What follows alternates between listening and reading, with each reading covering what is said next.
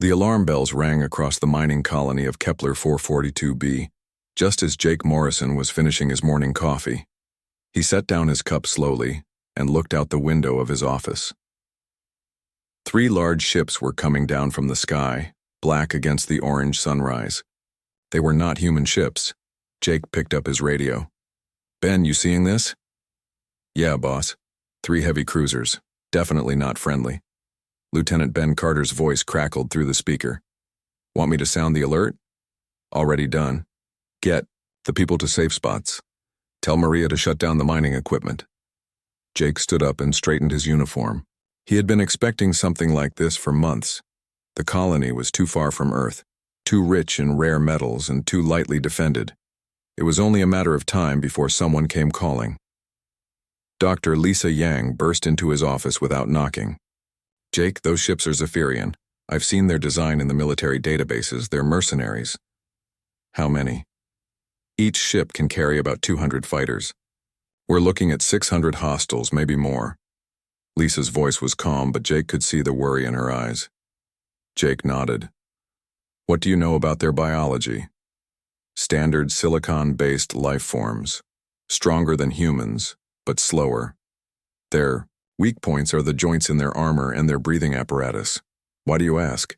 Jake smiled. It was not a nice smile. Just curious. The first ship landed in the colony's main square with a loud crash that shook the buildings. Steam rose from its landing engines as the cargo bay opened. Dozens of tall, gray creatures in black armor marched out. Their leader was bigger than the rest, with red markings on his helmet. Jake walked out of his building to meet them. Lisa and Ben followed him, along with Maria Santos, who had dirt on her hands from the mining site. The alien leader stopped 10 feet away from Jake. When he spoke, his voice came through a translator device that made it sound like grinding metal.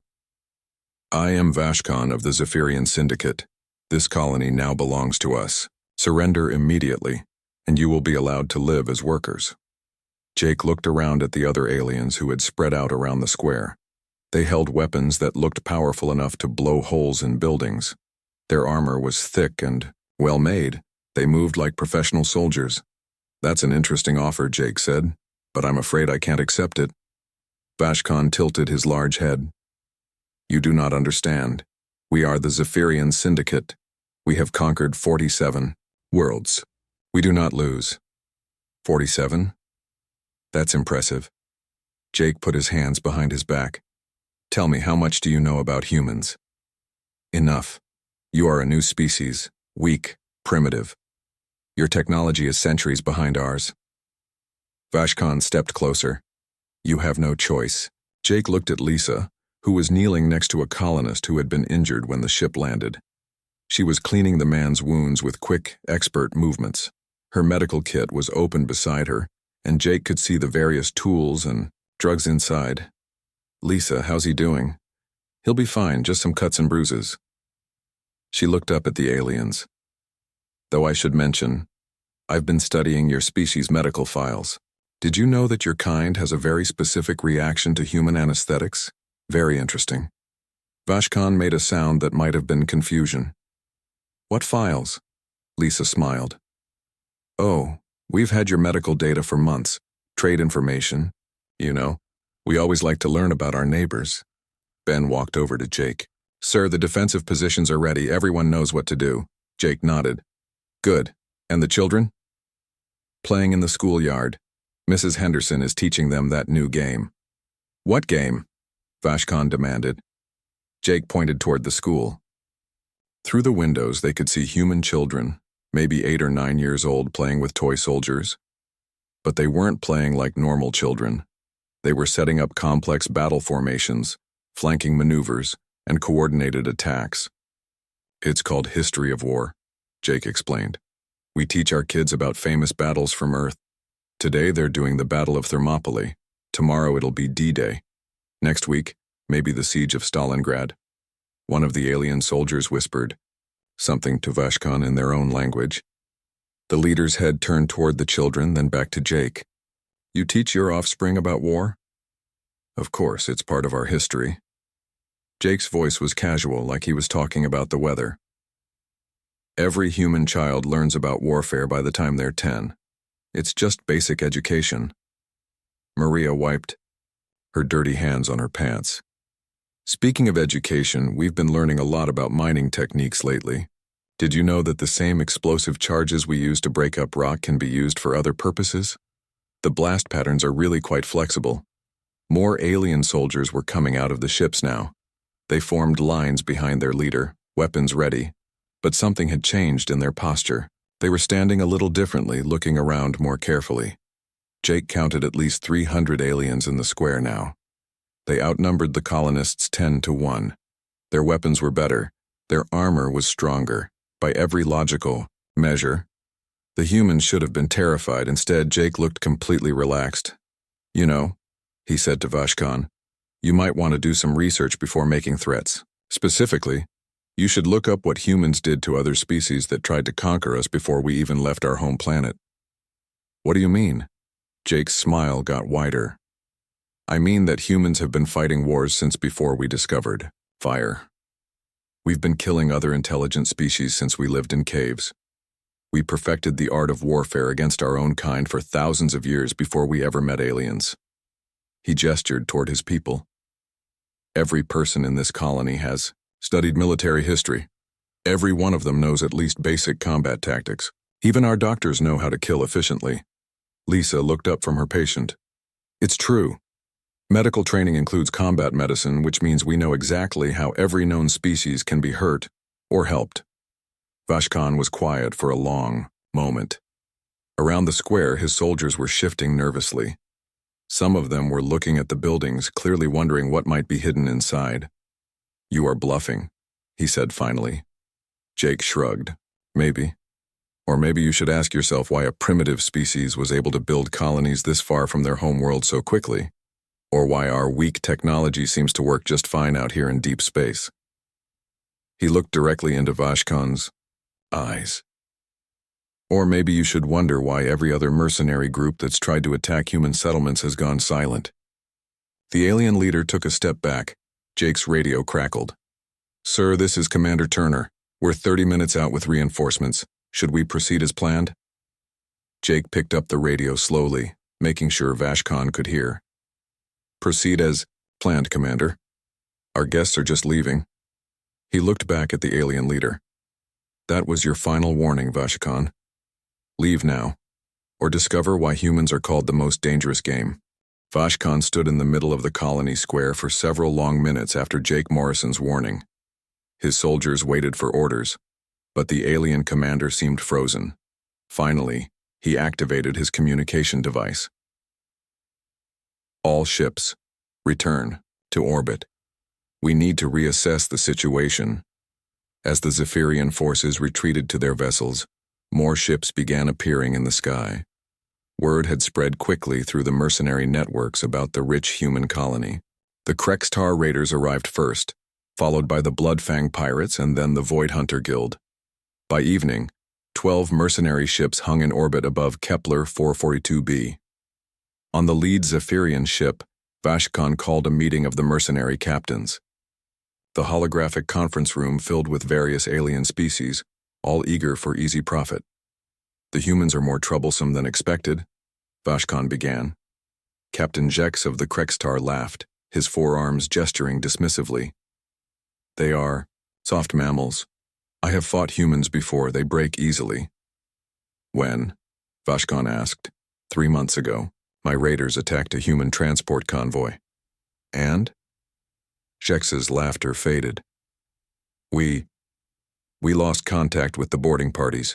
The convoy escaped. Murmurs spread through the conference. Captain Rill of the Bloodfang pirates leaned forward. My scouts report strange activities in the colony. The human children play games that look like military training. Children's games mean nothing, Captain Jex snapped. These are not normal games, Rill continued. I watched them through long-range scanners. Groups of younglings no more than 10 cycles old, conducting tactical exercises that would challenge my veteran crews.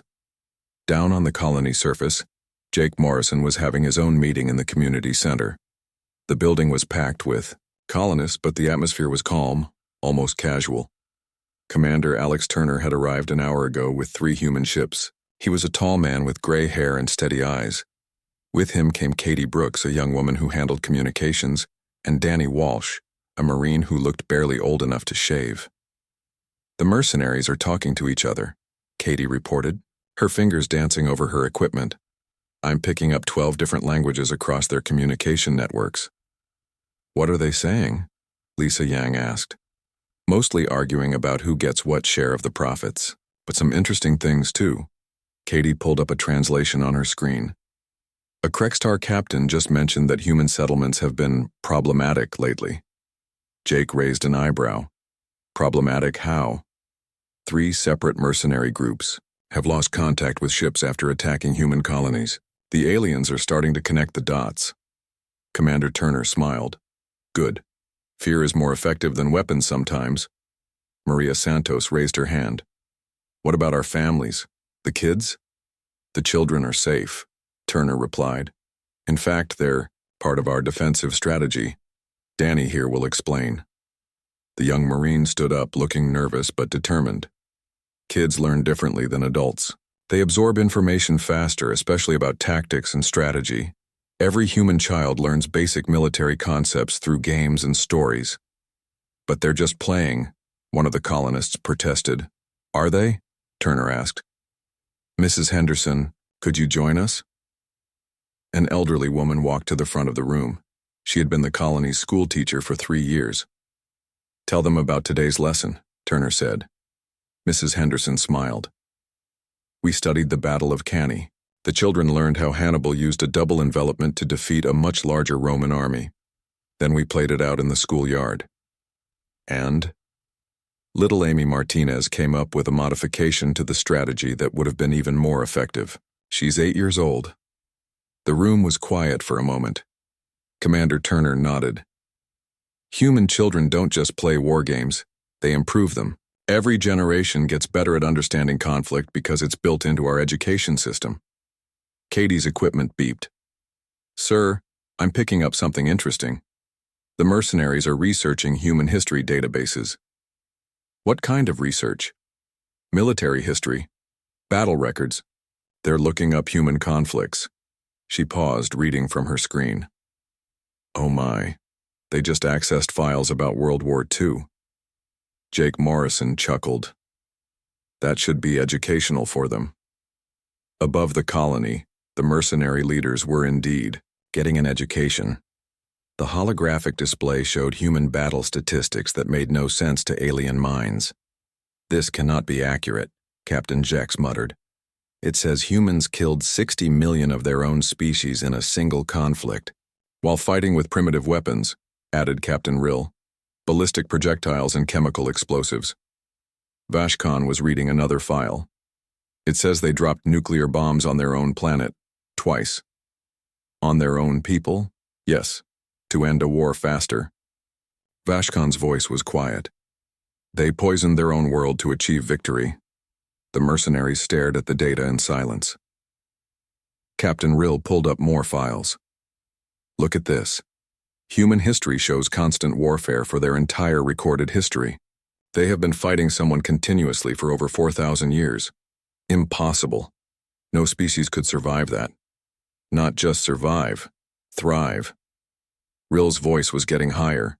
Their population kept growing during their worst wars. They got stronger. Back on the colony, Dr. Lisa Yang was treating a Zephyrian soldier who had been injured during the landing. The alien had come to the medical center quietly, not wanting his commanders to know about his injuries. "Hold still," Lisa said gently, cleaning a cut on the soldier's arm. "This might sting a little." The Zephyrian warrior, who had been trained to endure pain, flinched when she applied the medicine. "Interesting reaction," Lisa noted.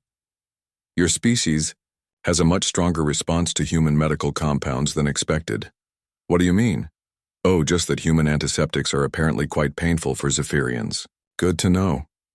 She continued working, her movements precise and confident. "We've been studying alien biology for years, you know. Trade information from merchant contacts."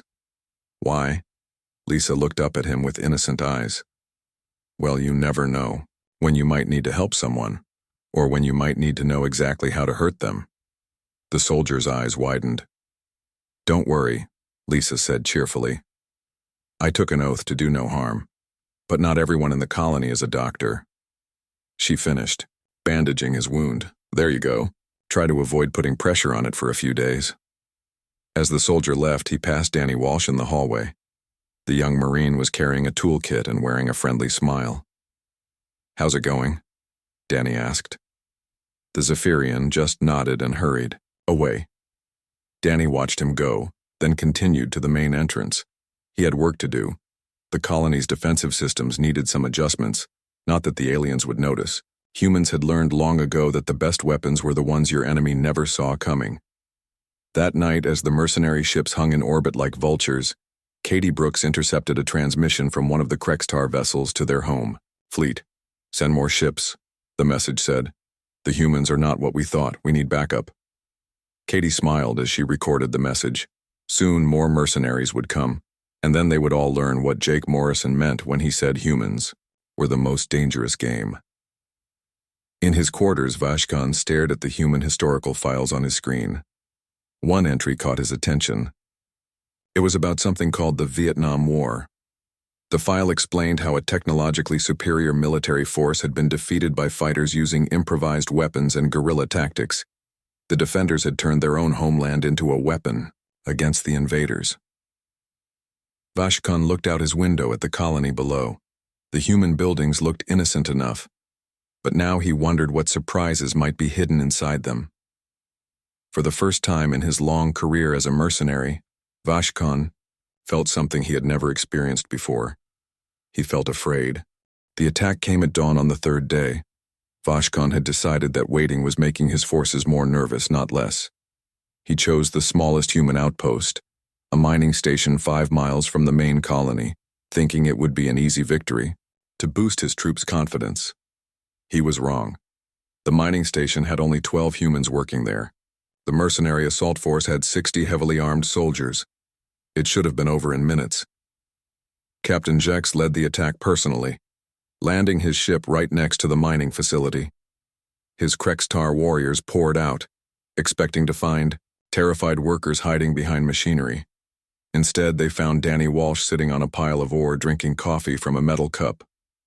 "Morning," Danny said casually. "You guys are early. We don't usually start the tours until after breakfast." "Surrender."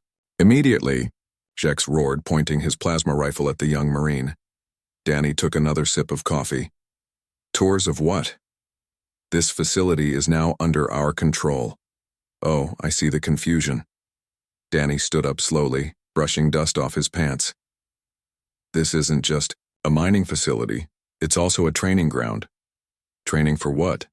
Danny smiled. "Urban warfare." The explosion came from behind the Krextar forces, then another from their left, then their right. The mining equipment that had looked harmless suddenly revealed hidden weapons systems. Conveyor belts became automated firing positions. Ore processors turned into defensive barriers. But the worst part wasn't the machines. It was the other 11 humans. They moved like ghosts through the mining tunnels, appearing and disappearing behind equipment. They used mining tools as weapons with deadly efficiency. Plasma cutters became precision firearms. Drilling equipment became close combat weapons. Captain Jex found himself separated from his forces, cornered in a storage room by a human woman who couldn't have weighed more than 60 kilograms. She was holding a mining laser like it was a military weapon. "Please don't move," she said politely. "This is set to cut through solid rock. I'd hate to accidentally hurt you." Jex raised his hands. The battle lasted 3 hours. When it was over, 40 of Jex's 60 warriors were captured. The rest had retreated in panic. Not a single human had been seriously injured. Back at the main colony, Jake Morrison received the report with satisfaction. "Casualties?" he asked Commander Turner. "None on our side. The mining team performed exactly as trained. Danny did especially well for someone so young." "And the prisoners?" "Dr. Yang is treating their injuries. Apparently mining lasers cause very specific types of wounds that require specialized care. Lisa Yang walked into the command center, wiping her hands on a medical towel. The Krekstar physiology is fascinating. Their pain receptors are distributed differently than most species. Very useful information. For medical purposes? Turner asked. Lisa's smile was innocent. Of course, what else would I use it for? On the Zephyrian command ship, the mood was dark. Vashkon stared at the tactical display showing the mining station. His forces had been outmaneuvered by 12 humans using converted civilian equipment. How is this possible? He muttered. His communications officer looked up from his station. Sir, I've been monitoring human transmissions. They're not using military codes. What do you mean? They're talking in plain language, but they're using terms I don't understand. Phase 2 deployment, flanking Protocol 7, civilian asset conversion. It sounds like what? Like they've been planning this for a long time. Vashkon was quiet for several minutes. Then he activated the ship's database and began searching for more information about human colonies. What he found made his blood run cold. Every human settlement in known space was built to the same basic pattern. Wide open spaces that could become landing zones or battlefields. Buildings positioned to provide overlapping fields of fire. Underground tunnels connecting all major structures. Civilian facilities that could be quickly converted to military use. They're all fortresses, he whispered. Sir, every human colony. They're not settlements. They're military bases disguised as civilian installations. On Earth, no one would have been surprised by this. Humans had learned long ago that the difference between soldiers and civilians was often just a matter of training and equipment. Every human colony was designed with defense in mind because humans knew that sooner or later, someone would try to take what they had built. The next morning, General Patricia Hayes arrived with the Human Relief Force. Her ship was sleek and silver, not much bigger than the mercenary vessels. But when it landed, something felt different to the watching aliens. The ship was quiet. Too quiet. It landed without the usual engine noise or atmospheric disturbance. Its design was clean and efficient, with no unnecessary decoration or obvious weapons. General Hayes was a small woman with gray hair and calm eyes. She walked into the colony like she was visiting friends. Behind her came Colonel Ryan Mitchell and Dr. Sam Rodriguez, both wearing simple civilian clothes. Jake Morrison met them at the landing pad. General, good to see you. Captain Morrison, I hear you've been entertaining guests. They're not very polite guests. They attacked the mining station. I heard. 12 of our people held off 60 trained mercenaries. Not bad. Dr. Rodriguez was looking around the colony with interest. The defensive modifications look good. How long did the conversion take? About 6 hours after we spotted the first ship, Jake replied. 6 hours? Rodriguez seemed impressed. Standard protocol. Called for 12 hours minimum. Maria's mining crew is very efficient. General Hayes walked to the center of the colony square, the same spot where Vashkon had made his demands 3 days earlier. She looked up at the mercenary ships hanging in orbit. Colonel Mitchell, please send a message to the fleet commanders. I'd like to have a conversation. An hour later, the holographic conference room on Vashkon's ship filled with human images. General Hayes sat at a simple table, looking completely relaxed. Behind her stood Colonel Mitchell and Dr. Rodriguez. Gentlemen, she began, I think we need to discuss your situation. Our situation is simple, Captain Jex snarled. We have you outnumbered and outgunned. Do you? General Hayes asked mildly. Let me share some information with you. The holographic display changed, showing a star map of the local sector. Red dots marked mercenary ship positions. Blue dots showed human vessels. There were a lot more blue dots. This colony represents less than 1% of human military capability in this sector, General Hayes explained. We have 47 ships within 6 hours of this location. Each one is specifically designed to counter known mercenary tactics and technology. The mercenary captains were quiet. But that's not the interesting part. Hayes continued. Dr. Rodriguez, would you explain our defensive philosophy? Dr. Rodriguez stood up. Human colonies are designed as integrated defense systems. Every piece of equipment, every building, every civilian has a dual purpose. We don't have soldiers and civilians. We have people who are ready to fight and people who are getting ready to fight. He gestured to the display. This colony has been studying your ships, your tactics, and your crew patterns since you arrived. We know the weakness in your armor, the blind spots in your sensors, and the psychological profiles of your commanders. Impossible, Vashkhan protested. Is it? General Hayes leaned forward. Tell me, Captain Vashkhan, how do you think we knew you were coming 3 days before you arrived? The alien commander felt his heart sink. We've been tracking every mercenary group in this sector for months, Hayes continued. We know your supply lines, your command structure, and your operational patterns. We could have eliminated you at any time. Then why didn't you? General Hayes smiled, and for the first time it wasn't a nice smile. Because we wanted to see what you would do. We wanted to test our defenses against real threats. And we wanted to send a message to every other mercenary group in the galaxy. She stood up. The message is simple.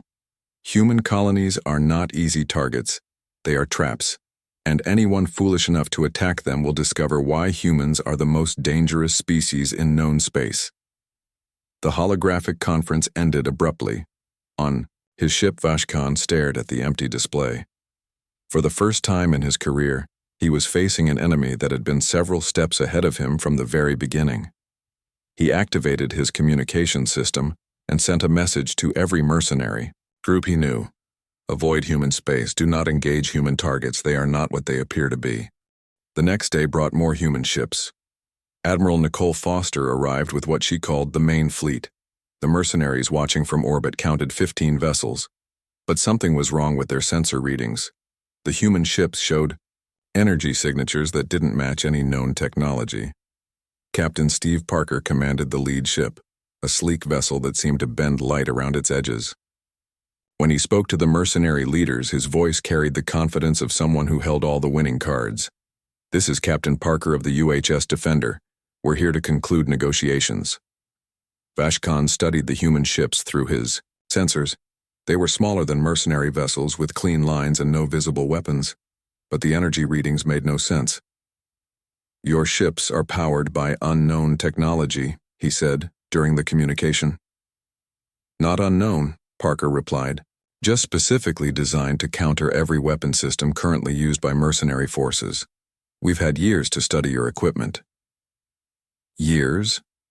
Admiral Foster joined the conversation. Dr. Kim, would you please explain to our guests how long humans have been preparing for this meeting? A new figure appeared on the holographic display. Dr. Ellen Kim was an older woman with kind eyes and a gentle voice. She looked more like a grandmother than a military advisor. Hello, everyone, she said pleasantly. I'm a historian. I specialize in human warfare patterns and their application to modern conflicts. We don't need history lessons, Captain Jex growled. Oh, but you do, Dr. Kim replied. You see, humans have been conducting a galaxy-wide intelligence operation since our first contact with alien species. Every trade ship, every diplomatic mission, every peaceful exchange has been gathering information. She pulled up a display, showing trade routes across the galaxy.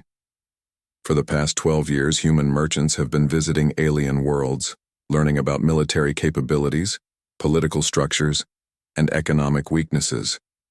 We've been mapping every potential threat while pretending to be interested in simple commerce. The mercenary leaders were quiet. But the really interesting part, Dr. Kim continued, is what we learned about warfare itself. You see, humans are the only known species to achieve spaceflight, while still actively fighting wars against their own kind. She changed the display to show human military history. Most species develop space travel after achieving planetary peace. They explore the galaxy as unified civilizations. Humans did the opposite. We brought our military experience with us to the stars. Captain Rill leaned forward. What does that mean? It means that while other species were learning to cooperate, humans were perfecting the art of destruction. We studied every form of warfare, from individual combat to planetary siege tactics. We analyzed every possible military scenario and developed counters for each one. Dr. Kim smiled grandly. By the time we met alien species, we had already fought every kind of war imaginable. We just had to adapt our knowledge to new opponents. On the colony surface, the demonstration was already beginning. Dr. Sam Rodriguez had set up a testing area where human defensive technology could be displayed for the mercenary observers. This is a standard human colonial defense grid, Rodriguez explained to Jake Morrison, speaking loudly enough for the alien sensors to pick up every word. Each colony is equipped with these as basic protection. He activated a device that looked like a simple communications antenna. Suddenly the air around the colony shimmered. The mercenary ship's sensors went wild as their targeting systems lost lock on every human structure. Selective cloaking field, Rodriguez continued. It doesn't hide us completely, but it makes precise targeting impossible. Enemy weapons can't get a clean lock. He pressed another button. The ground around the colony began to shift as hidden platforms rose from beneath the surface. Each one held weapons that the mercenaries had never seen before. Adaptive defense turrets. They analyze incoming fire and adjust their shielding to counter specific weapon types. The more you shoot at them, the more resistant they become. Captain Parker's voice came over the communication system. Of course, that's just the basic defensive package. Every human colony has these systems as standard equipment. Standard? Vashkhan asked. Oh yes. We install them when we build the colony. Usually takes about a week. Parker's tone was casual, like he was discussing the weather. The real military installations have much more advanced equipment. Admiral Foster appeared on the display again. Speaking of military installations, we should discuss your current situation. Our intelligence reports show some interesting information about your organizations. The display changed to show detailed files on every mercenary group present. Ship manifests, crew records, financial data, family information, homeworld locations, and complete operational histories. Let's start with you, Vashkhan, Foster said. Born on Zephyr Prime, Third Moon Colony. You have 2 mates and 4 offspring living in the residential district of New Kandor. Your eldest child just started military academy. Vashkhan's breathing stopped. Captain Jex, your clan owns mining rights on 3 asteroids in the Krex system. Your brother runs the operation while you're away on raids. Last month's profits were down 18% due to equipment failures. Captain Jex made a strangled sound. Captain Rill, your ship is actually owned by the Bloodfang Banking Consortium. You're behind on payments, and they've been looking for an excuse to repossess it. This failed operation might give them the reason they need. Foster continued through the list, revealing personal information about every mercenary leader and their key crew members. Financial problems, family concerns, secret alliances, hidden weaknesses. The humans had files on everything. How do you know all this? Vashkhan whispered. We've been collecting information for years, Foster replied. Every time one of your ships docked at a space station with human traders, we gathered data. Every time you hired human mechanics or bought human supplies, we learned more about you. Dr. Kim returned to the display. This is what humans call intelligence warfare. We study our enemies completely before we ever fight them. By the time the shooting starts, we already know how to win. But there's more, Foster continued. Steve, show them the real fleet. Captain Parker's image smiled. Certainly, Admiral. The space around the colony suddenly filled with ships. Not the 15 vessels the mercenaries had counted, but over 60 human warships that had been hidden by advanced cloaking technology. We've had a full battle fleet in this system since before you arrived, Parker explained. We've been watching you, studying your tactics, and preparing countermeasures for every weapon you carry. The mercenary ships were completely surrounded. Now, Admiral Foster said, let's discuss your options. You can continue this foolish attack and be destroyed completely, or you can listen to our alternative proposal. What proposal? Vashkhan asked weakly. Humans need experienced security forces for legitimate operations, protection of trade routes, colony defense against real threats, escort services for important missions. We're prepared to offer employment contracts to mercenary groups that prove they can be trusted. You want to hire us? We want to redirect your skills toward productive purposes. You're good at what you do. You're just doing it for the wrong reasons. Dr. Rodriguez spoke up from the colony surface. We can also offer medical technology that extends lifespans for various species, improved weapons and armor designs, and training programs that would make your forces much more effective. In exchange for what? Loyalty, Admiral Foster said. Simply. Work with us instead of against us. Help us maintain peace in this sector instead of disrupting it. She leaned forward. The alternative is that we eliminate every mercenary group in this part of the galaxy. We have the capability, the intelligence, and the will to do it. The choice is yours. The mercenary leaders sat in stunned silence. Think it over, Foster continued.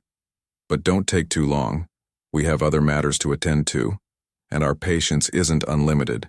The transmission ended, leaving the mercenaries alone with the knowledge that they had been completely outmatched from the very beginning. On his ship, Vashkon stared at the files the humans had shown him. They knew everything about his life, his family, his fears, and his dreams. They could destroy him without firing a shot. For the first time in his career as a warrior, Vashkon began to consider the possibility of surrender. The mercenary leaders spent the night in emergency meetings. On every ship, crews argued about what to do. Some wanted to fight, others wanted to run. But Vashkon knew the truth that many refused to accept. They had no good choices left. Humans had trapped them completely. Running would mean abandoning their captured crews and admitting defeat to the entire galaxy. Fighting would mean certain destruction against an enemy that knew their every weakness. At dawn, Vashkon made his decision. He activated his communication system and sent a message to Admiral Foster. We wish to discuss your employment offer. The response came immediately. Excellent, please join us on the colony surface. Come alone and unarmed. 2 hours later, Vashkon walked into the colony's community center. The building was full of humans, but the atmosphere was relaxed, almost friendly. Children played in the corners while adults talked quietly. It looked nothing like a military command center. Admiral Foster sat at a simple table with General Hayes, Colonel Mitchell and Dr. Kim. Jake Morrison and Lisa Yang were there too, along with several other colonists. They all looked up when Vashkon entered, but no one seemed afraid or hostile. Please sit down, Admiral Foster said, gesturing to an empty chair. Would you like something to drink? Dr. Yang tells me that Zephyrian physiology responds well to certain human beverages. Vashkon sat carefully. You studied our biology for this meeting. We study everything, Foster replied. It's how we stay alive in a dangerous galaxy. But that doesn't mean we have to be enemies. She leaned forward. Tell me, Vashkon, why did you become a mercenary? The question surprised him. To survive. My world was poor. The military gave me training and purpose. And your crew? Most have similar stories. Poor worlds, few opportunities, military service, as the only path to a better life. Foster nodded. That's what we thought. You're not evil people. You're just people trying to make a living in a galaxy that doesn't offer many choices. Dr. Kim opened a file on her tablet. We've been analyzing mercenary groups across the galaxy. Most are made up of beings from worlds with limited economic opportunities. They turn to raiding because they see no other way to support themselves and their families. What does that have to do with your offer? General Hayes answered. It means we can solve this problem by giving you better opportunities. The galaxy needs security forces, but it needs legitimate ones. Guards for trade convoys, protectors for colonies, peacekeepers for disputed territories. You want us to become police? We want you to become professionals, Colonel Mitchell said. Real military contractors working for recognized governments and corporations, not raiders attacking innocent settlements. Admiral Foster pulled up a holographic display showing shipping routes throughout the sector. Human trade is expanding rapidly. We need protection for our merchant vessels, guards for our mining operations, and security for our diplomatic missions. The pay is better than raiding, Dr. Kim added. More stable too. Regular contracts, medical benefits, retirement plans. Your families would have security. Vashkon looked around the room. The human children were still playing their war games, but now he understood what he was seeing. They weren't learning to be killers, they were learning to be protectors. What about my crew members who were captured? They're being treated well, Lisa Yang said. I've been taking care of their injuries. Several have already asked about the employment opportunities we mentioned. They want to join you. They want stable jobs and safe homes for their families, same as everyone else. Admiral Foster stood up. Let me show you something. She led Vashkan to a window overlooking the mining area. Human workers were operating the equipment alongside several alien prisoners who had been released to help with repairs. Those are some of Captain Jex's crew members, Foster explained. They volunteered to help fix the damage from yesterday's battle. In return, we're teaching them about human mining techniques. You trust them? We trust that people respond to how they're treated. Treat someone like an enemy and they become one. Treat them like a valuable team member, and they usually act like one. They watched as a human supervisor showed a Krekstar worker how to calibrate a mining laser. The two were laughing about something. Your choice is simple, Foster continued. Keep being mercenaries and eventually run into someone you can't beat, or become part of something bigger and more profitable. What guarantees do we have? The same guarantees we give everyone who works with us. Fair treatment, honest pay, and protection for your families. In return, we expect loyalty and professionalism, Foster turned away from the window. But understand this clearly. If you choose to remain as raiders, we will hunt you down and eliminate you. We've shown you that we have the capability. And if we choose to work with you, then you become part of the most successful military organization in the galaxy. Your children get educations. Your families get security. You get respect instead of fear. That afternoon, Vashkan returned to his ship and called another meeting of mercenary captains. This time, the conversation was different. The humans are offering us real jobs, he began. With real pay, Captain Rill added. I've seen their contracts, the money is good. Better than raiding? Captain Jex asked. Much better. And regular. No more worrying about whether our next target will fight back or whether we'll find anything worth stealing. Captain Jex was quiet for a moment. My clan's mining operation is failing. We need the income from these raids. The humans are offering to help with that too, Vashkan said. They have advanced mining technology and access to new markets. They're willing to share both in exchange for security services. They would help our home worlds. They want stable partners, not desperate raiders. Helping our economies helps their security. The vote was unanimous. 3 days later, the first human mercenary joint patrol began operating in the sector. Former raiders now protected trade convoys and mining operations under human supervision. The pay was good, the work was steady, and, for the first time in years, the mercenaries could sleep without worrying about their next battle.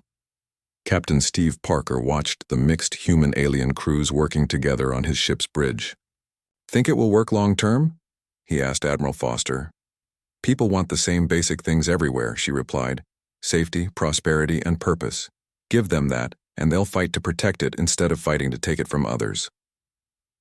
6 months later, Katie Brooks intercepted a transmission from a new mercenary group approaching the sector. The message was from Vashkan to his former competitors. This sector is under protection by the Human Allied Security Force, his voice said. We are former mercenaries who now work as legitimate contractors. The pay is better, the work is honest, and the humans keep their promises. If you're interested in real employment instead of raiding, contact Admiral Foster. If you're here to cause trouble, leave now. We know how to deal with raiders. The new mercenary group changed course and left the sector without testing the warning. In the colony's community center, Jake Morrison was having coffee with Dr. Yang when the report came in. Think they'll spread the word? Lisa asked. Jake smiled. The same calm smile he'd worn when Vashkan first threatened the colony. By next month, every mercenary group in 3 sectors will know that human space is protected by people who used to be just like them. The ones who are smart will apply for jobs. The ones who aren't smart will discover why humans are called the most dangerous game, Lisa finished. Exactly. Outside, human and alien children played together in the schoolyard, learning new, games that combined the tactical knowledge of multiple species. Mrs. Henderson watched them with satisfaction, knowing that these children would grow up seeing former enemies as friends and protectors. The galaxy was becoming a safer place, one converted mercenary at a time. And somewhere in deep space, other species were beginning to ask themselves the same question that had started it all. They're just humans, right? Then why is everyone so afraid of them? The answer was spreading across the galaxy, one former enemy at a time. Humans weren't to be feared because they were cruel or evil. They were to be feared because they were smart, determined, and always thinking several moves ahead. But they were also to be trusted because humans understood something that many species had forgotten. The best way to end a war was to turn your enemies into friends.